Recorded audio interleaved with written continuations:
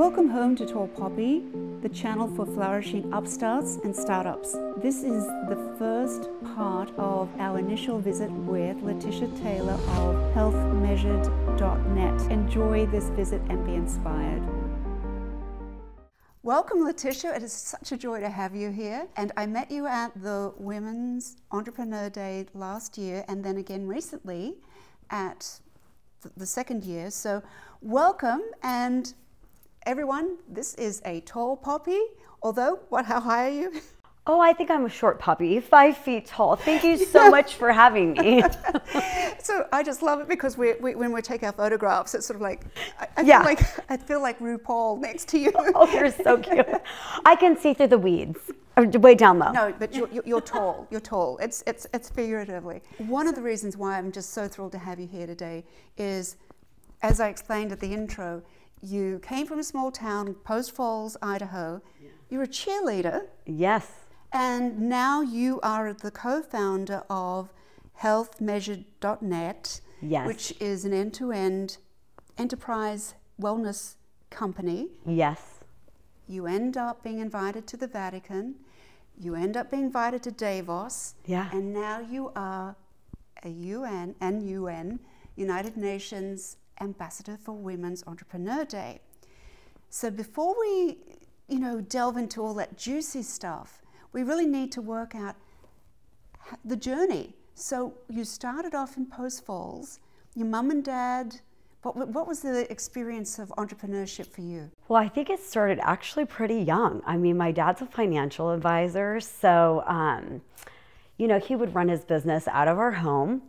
Probably at the age of 5, I would pick up the phone and say, Dan Taylor and Associates, but I was always kind of a go-getter. So whether it was trying to have him hire me to do stuffed envelopes and do a mailing for him, or my poor neighbors where I had all kinds of businesses before this business. I had a recycling business. I sold them wrapping paper. Basically, in our house growing up is that we could participate in anything that we wanted, but there was times where my dad would say, I want to teach you the value of $1, so you have to earn half of your way there.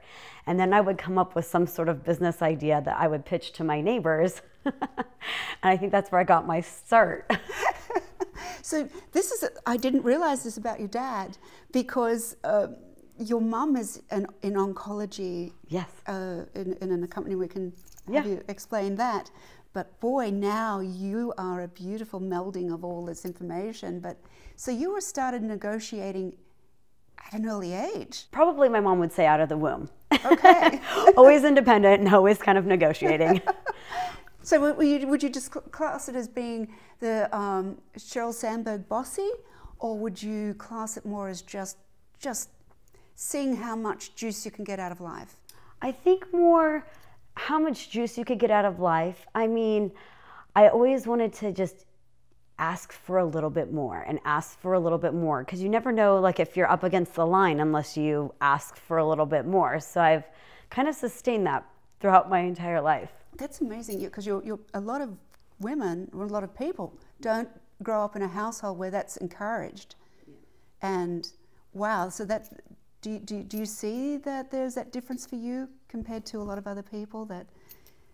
Well, I haven't lived in anybody else's house, so I'm not sure if I can say what it was like there, but I think that it's definitely something that was encouraged in our house. I never got in trouble for asking for more. I did get in, I would be instructed that I wasn't allowed to ask the opposite parent for the same thing that I had asked the other one for. Right. But I think that lended to my creativity for thinking of different strategic ways to talk about the same thing from a different light. I love it. So I remember you saying at one of your talks about negotiating, and I loved this, and it was how the difference, one particular difference that a lot of men have when someone asks them something, and it is, they'll say yes if. Exactly. So Women's Entrepreneurship Day has really opened up my eyes too, as well as it's a nonprofit organization. And so every event that we put on, there isn't a budget for it. It's really about the vision of creating a community that celebrates, empowers, and supports women in business and leadership roles. And so people with, there's two sides of the camp. There's men that, of course, are running to help because they believe in that movement. There are women that are also doing the same. But when it came to the exchange for a service that they provided, I would find that women would say yes, though they're almost like over-exhausting themselves. And when men would always say yes if you do the following. And so it was that they would support it, but it was, you know, maybe their company had a better placement when it came to advertisement. Maybe it was that they were allowed to talk on stage for 2 minutes about the services that they have to offer, watermarking things. It just opened up my eyes to this idea around negotiations. And where do we learn them? Do we learn them at a young age?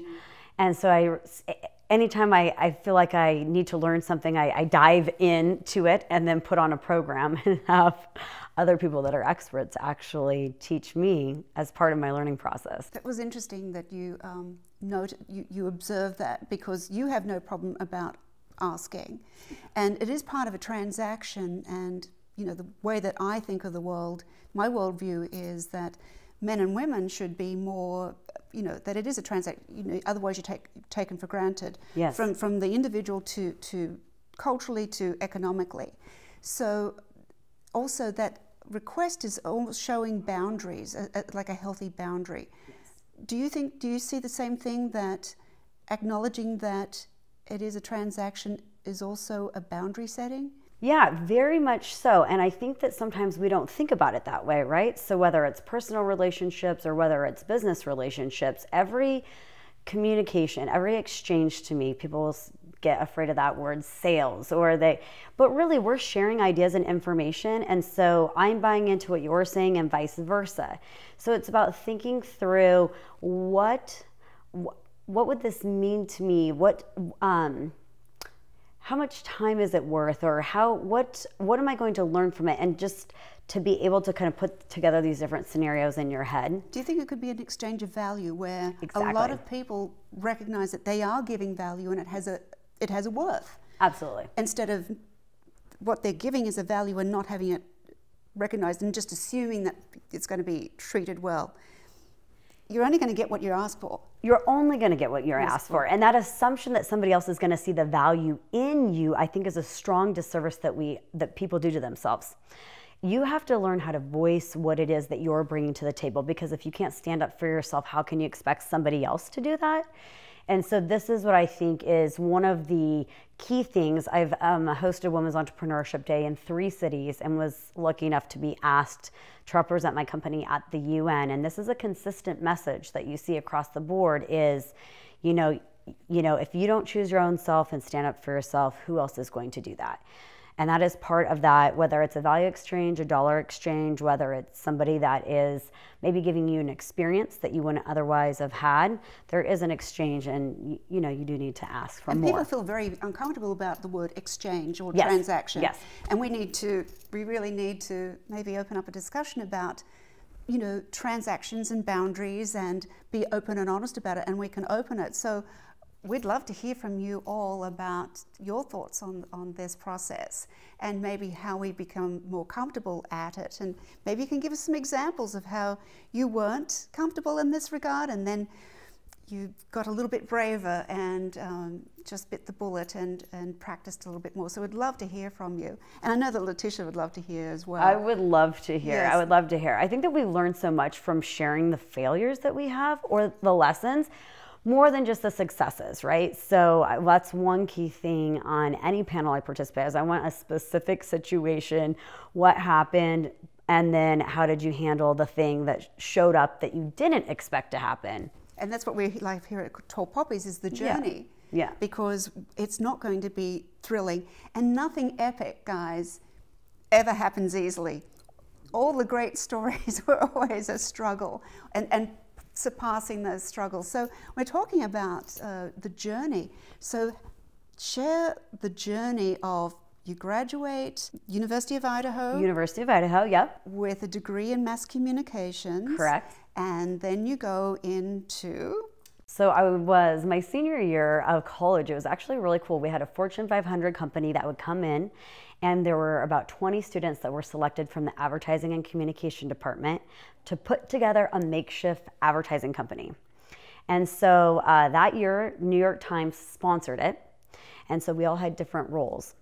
And then at the end of the year, we went and we pitched our idea for what would increase viewership and people reading the actual newspaper.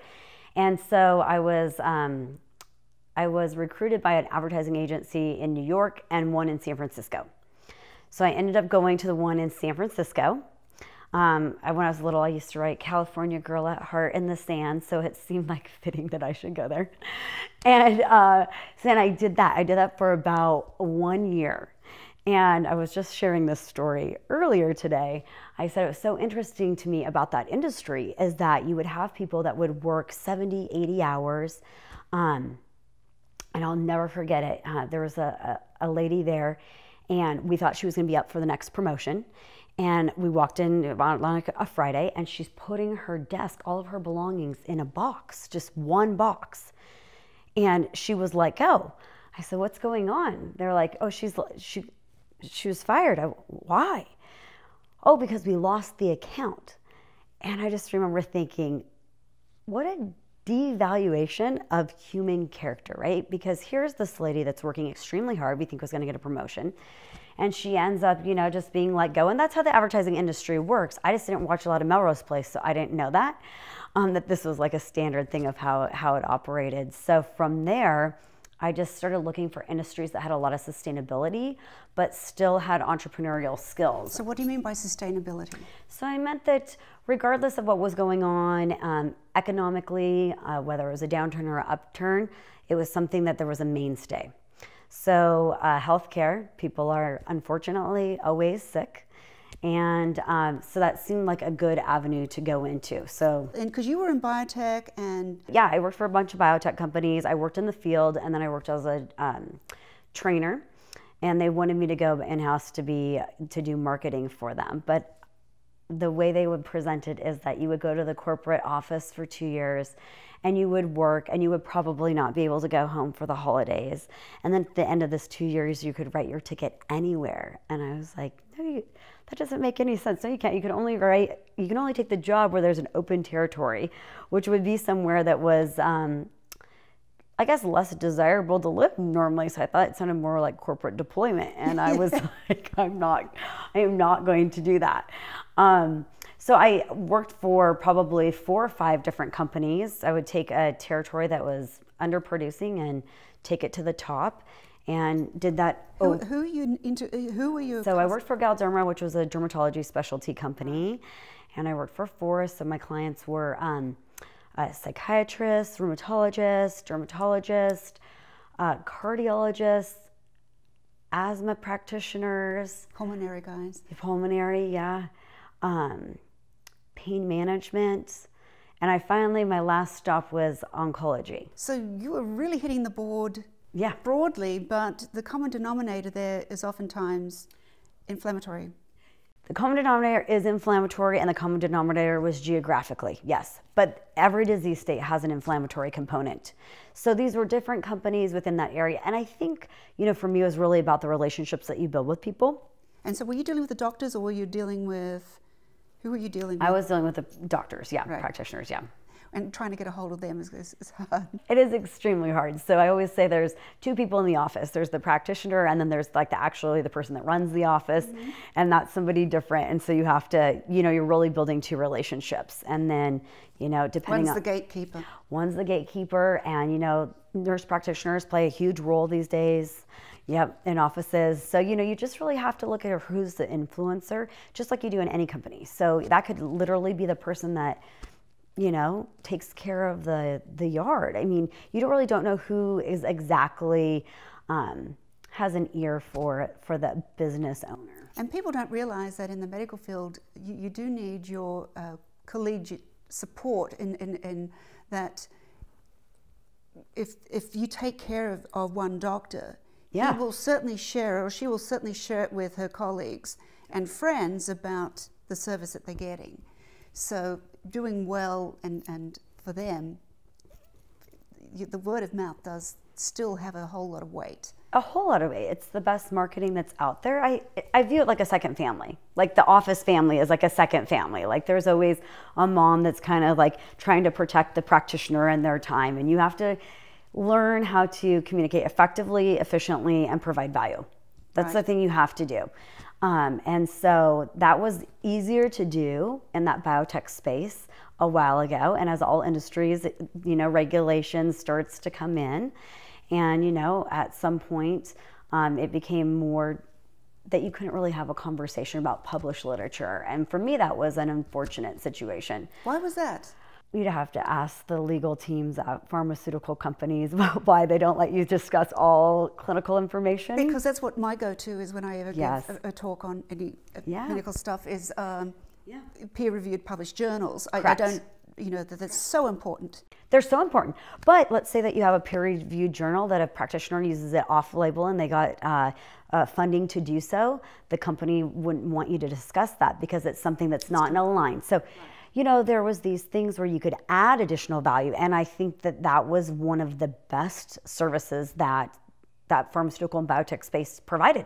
Because obviously you're seeing patients all day. You can't go home and read journals and be up to speed on everything. And so I'll never forget, I had a good practitioner of mine, a good friend, and he was a psychiatrist, and he enrolled me as a nurse practitioner into one of his secondary binding property courses. And so I got to go and audit the course, even though I didn't get a certification. I got to go and sit through so I could learn additional clinical information. I love it. But this is so interesting because when I was doing my training in another country decades ago, the number of pharmacology hours that we did was far greater than that they did for med school. And so we were taught that, right or wrong, this was what we were taught, was that doctors get a lot of their training on drugs from the reps. Yes. And so the rep has a huge influence, and by extension, the drug companies or the biotech companies have a huge amount of influence on that practice and on that doctor. Did you find that that's the case? Oh, I definitely. I mean, I know I have friends that work for spine companies, and they'll be in there and they'll be almost practically like directing practitioners. The ORs? Yeah, in the ORs, absolutely, absolutely. Yeah. So there is still part of that value, but anytime that you increase red tape and create more checks and balances to a point where people are fearful on the side of maintaining their job, or even from a practitioner's side of having to check everything in their note dictations now, where it just takes the it's not the fun, it's the care is removed because of the paperwork. There's a question with big pharma and big biotech, there's fewer abilities for competing products or opinions or data to get through to the physicians. Yes. And so that's I know a question out there for other people. But so you're in the biotech world sphere, and how does that lead you to just jump? What was unpack this going out by yourself, and how and why did you choose the tool that you did? This is going to be interesting. Yeah, definitely. So I had worked, like I said, it was a top producer for about 5 companies. And I'll never forget, I was driving north in the San Francisco Bay Area, and there were a couple of things that were happening in the healthcare industry there all at the same time. So you had private practice physicians that had their independent practices, and you had these larger healthcare systems that were coming in and buying up small practices. And they would tell the practitioner, of course, who are my friends, because I moved to this place and I didn't know anybody. So, that's who I built relationships with, right? And they would say, hey, here's what we're going to do. We're going to take off the business aspects of your practice. We're going to take away the HR issues, the insurance issues, the overhead, but you can go ahead and you can see 20 patients a day and still be able to do all the care that you went to med school for and have all the freedom to be able to practice any way that you want. And then I would have friends and they would sell their practice. And about 6 months later, they were like, this is not what I signed up to do. And that wasn't true. These big healthcare systems did not keep that promise. And so they were finding, And they didn't keep it because it turned the practitioner into a 10-minute only. 10-minute only. Oh, I should not. Kmart special. Line them up. Everyone gets the same product. It doesn't matter if there's competing products in the class. If it would be better. That sounds like socialized medicine. Sorry, but just with the name of a private company behind it. Yeah, it was exactly that. And so you would see these healthcare people are passionate about what they do. Mm-hmm. And so I had a girlfriend of mine I went to college with, and we went to Utah on a bachelorette party, which is a totally oxymoron. I realized that. And we were downstairs. You drank tea. We did. We skied. Yeah, it was very fun. And she says, "Do you know a lot of doctors?" And I was like, "Yeah, I know like hundreds." And she's like, "You really have to take a look at this technology because it's a win-win situation. It's an ancillary service that providers can offer. It helps patients get off prescription medications, makes them feel better."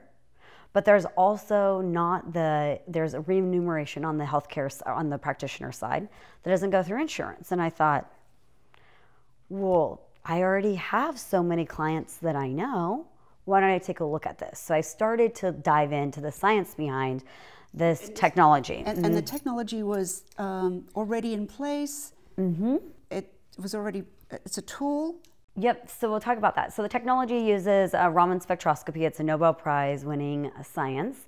They were already doing clinical research with the technology. It was funded by the National Institute of Health. So obviously backed, very reputable organization. And they were doing clinical research at the University of Utah in the Huntsman Cancer Research Center. And so when I took a look at it, it was at the look at acquiring this technology, it was about being able to take that from something that was used on a clinical research side, mm-hmm. and then how to adopt that into it being an effective tool inside a doctor's office. So were you relicensing it? Exactly. Okay. Mm-hmm. And so what was it measuring? So it's measuring the amount of antioxidant cellular health that's in your body. So let's say that a different way for people. Right. So what we're looking at your body's defense score against stress and inflammation. And what are you measuring to do that? Yep. So what we're using the test site is the palm of the hand, right. which is actually the tissue. So we're measuring live tissue. And the reason that we use the skin is because it's the largest organ. It's the furthest extremity. So that we know in clinical research that, whatever you put into your mouth this morning, I mean, even from a common sense perspective, obviously went to your stomach, the nutrients go into your blood, you want them to then absorb at the cell, which is where you get the disease protection from. But most things right now, you're doing, a blood draw. Well, if you ate a hamburger last night, that's going to show up in your blood. Your iron levels are going to be higher. Yeah. So what are you actually testing at the palm? And from a medical point of view and from a layman's point of view. Mm-hmm. So we're measuring antioxidant carotenoid levels at the cellular level in live tissue. So the laser technology is going to go through from about 2 to 4 millimeters into the skin. And it's going to be able to see what's actually there protecting around the cells. So that's what we're looking at. So it doesn't actually have to do with like your topical skin. The reason they use the test site at the palm of the hand is because it has the least amount of pigment discoloration across ethnicities. And also it's like a 60-day window. So it's spectrometry. Spectrometer. It's a spectrometer. Yes. And so it probably is a good indicator indirectly of vascular health. So maybe more think about it, maybe of the inflammatory process that's occurring. So really more what it's looking at is it's looking at, okay, so if you have a high amount of antioxidants in your system, you're going to have a low inflammatory process going on. And if you have a low amount of antioxidants in your system, you're going to have a high amount of inflammatory process going on. So the technology was actually featured on a national syndicated show, Dr. Oz, I'm sure you've heard of him. And there was about 350 people in the audience. And this is the first time they did a group aggregated real-time test result. So what they had everybody do, and by the way, I mean, the producers of that show reached out to the manufacturer. This was like not a product placement at all. They were having an episode about cancer fighting superstars and what you could eat in your diet.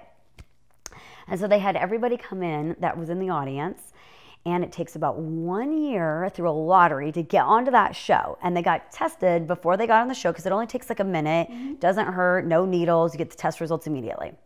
And there is a numeric and a color range. So there's 2 values on the test results. And I saw on your website you had like this defense scores, and I was going, I had not seen this before. Yes. So yeah, so the score range goes from 0 to 100,000. You want to be anywhere with 50,000 and above. You have good protection around your cells. So you have a high amount of antioxidants. You are going to be fighting off free radical damage that occurs. Your immune system is going to be ever better, and your chances of basically a cell getting damaged and replicating decreases. So the telomeres, it affects the telomeres at the end of the... A little bit. It affects more just, I mean, if you want to think about a cell, it's going to have, think about it like Pac-Man. It's going to have all these different antioxidants that are going to protect it. And then free radicals, you know, they happen with sun, pollution, your body, when you eat stress. Oh, especially hormone. Stress. All of it, yes. It's going to come along and it's going to help neutralize. And also sugar. Oh, definitely. Yes. We'll put a plug in for you for Dr. Robert Lustig's Hacking the American Brain, or Hacking the American Mind. Yeah. So sugar is highly inflammatory, more than people think. Oh, so much so. Yeah, very much. So I think that's why you have that sugar hangover the next day when you eat so much sugar. It's Lags a fairly toxic thing. I agree. I agree. But so this is fascinating. So you have, how many papers have been published about this, talking about peer-reviewed published journals? So there's 85 clinical studies. So the gold standard was a high-performance liquid chromatography blood serum test, which was originally the way that you'd look at antioxidants in your blood. And in the past 10 years that we've been working with the technology, now dermal carotenoid scores are becoming what researchers are using in clinical studies because it creates a snapshot, like a hemoglobin A1C, of the past 60 days. And so there was just some clinical research that was... And a hemoglobin A1C is also one of the 5 typical standard blood tests that they use for inflammation. Yeah, so they were doing a clinical study out of Italy in breast cancer patients and looking at chance of reoccurrence. They took this test, the BioNutri test, and they looked at waist circumference, and then they also looked at weight. And if your weight was high, your waist circumference was larger, and your BioNutri scores were lower, your chance of reoccurrence for breast cancer was almost 25% higher. So all things considered equal? All things considered equal. So same height, same apple shape, which is also not a good indicator of cardiovascular health, is and if those antioxidants in situ in the cell were higher levels, or lower levels, you had a 25% higher chance of recurring breast cancer. That is phenomenal. Statistically, that is... Yeah, it's great. It's great.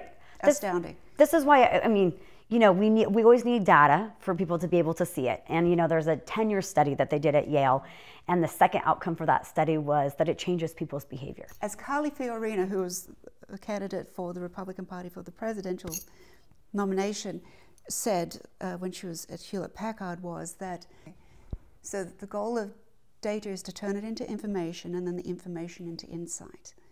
And that's what you're doing.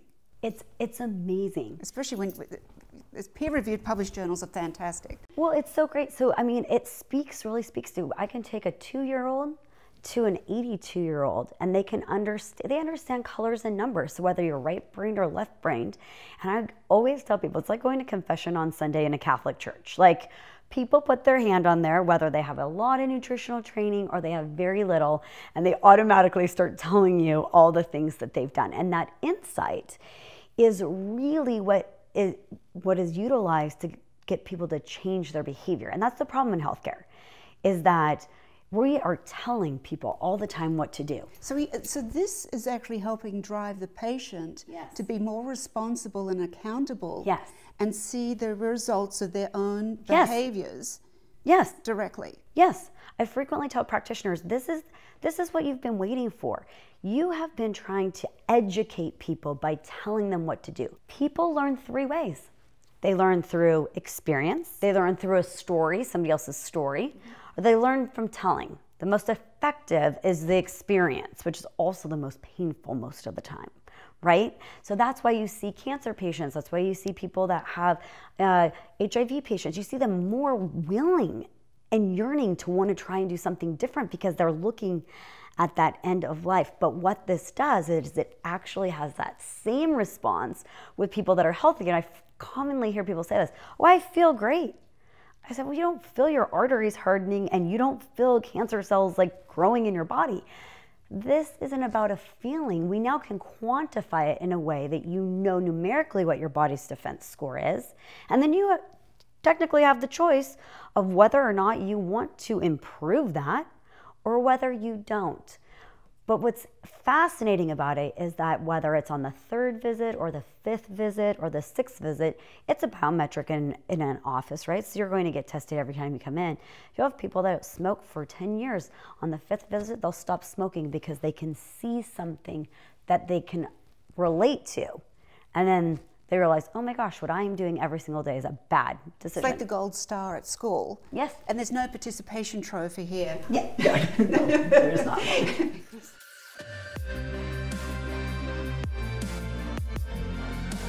Thank you for watching the video. I know that you're excited in following these people. Hit like, hit subscribe, and hit the notification bell. And we look forward to hearing from you and seeing you in your journey too.